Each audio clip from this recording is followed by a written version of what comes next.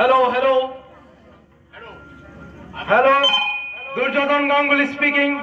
সর্বনাশ হয়ে গেছে স্যার, ডিএসপি কে খুন করতে এসে রকেট ধরা পড়েছে। হোয়াট? আর মারের চোটে রকেট সব গোপন তথ্য ফাঁস করে দিয়েছে স্যার। কাল সকালে ওকে রাজসাক্ষী বানিয়ে চালান করে দেওয়া হবে।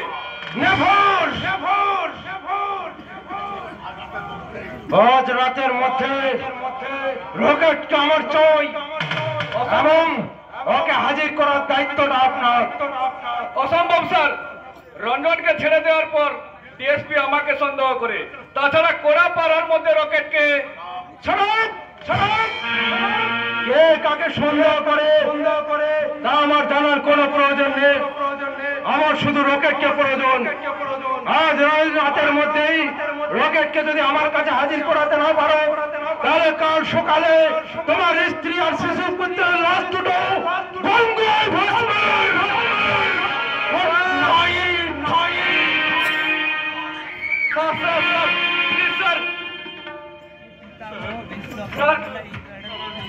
আমার একটা কথা শুনুন প্লিজ স্যার।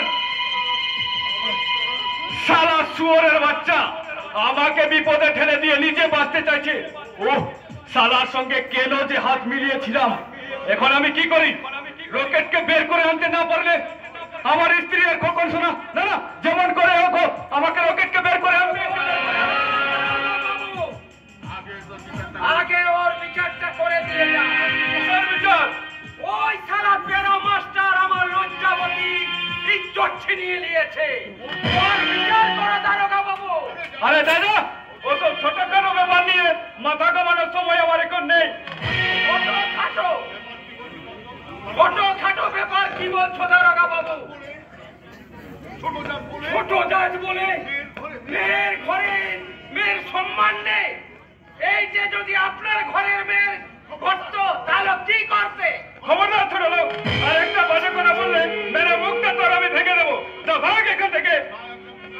আমি জানতে চাই ওর বিচার করবি কি নয়? ওই পেরা মাস্টারকে ধরে নিয়ে যাবি কি নাই? যদি না ধরি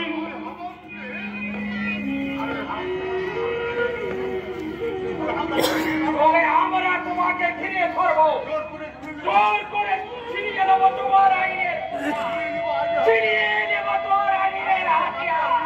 তারপর আমরা সবাই মিলে ওই সারা পেরা মাস্টারের বিচার করবো। বিচার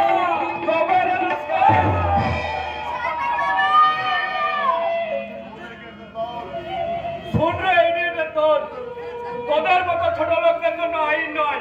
আইন এখানকার বড় লোকদের টাকার বন্ডিলের উপর নড়াচড়া করে। যেদিন টাকার উপর টাকা ঢালতে পারবি সেই দিন ছুটে আসবি আমার কাছে আইনি ক্ষমতা দেখাবে। বাবু কি বলে গেল বেটি? দারোগা বাবু তো ঠিক কথাই বলেছেন। ঠিক কথাই বলেছেন সত্তর বাবু। এদেশের আইন মনের মতো মুখ্য সূক্ষ্ম গরিব লোকদের জন্য লয় রে। তাই তো বলছি সত্তর বাবু, চল না আমরা এখান থেকে অনেক অনেক দূরে কোথাও পালিয়ে যাই। আমি এই বদলা না নিলে কোথাও পালাবো না। কেমন করে বদলা নিবি সত্তর বাবা? ওদের যে ওদের বল যে অনেক বেশি রে সর্দার বাবা।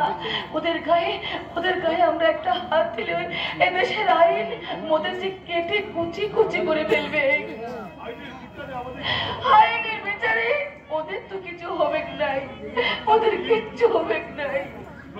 লজ্জা বেটি, তাই তো বলছি সর্দার বাবা, তোর লজ্জা বেটি লজ্জা হারানোর কথা তুই ভুলে যা, তুই ভুলে যা। আমি অপমানের জ্বালা চূড়াতে ওই নদীর জলে ঝাঁপ দিয়ে পড়বে। আমি তোমাকে মুহূর্তে দিব না। কেমন করে তুই আমাকে বাঁচিয়ে রাখবে সর্দার বাবা? কেমন করে সমাজের মুখে আমি গালা মুখ দেখাবো? তার থেকে তুই এক কাজ কর সর্দার বাবা, নিজের হাতে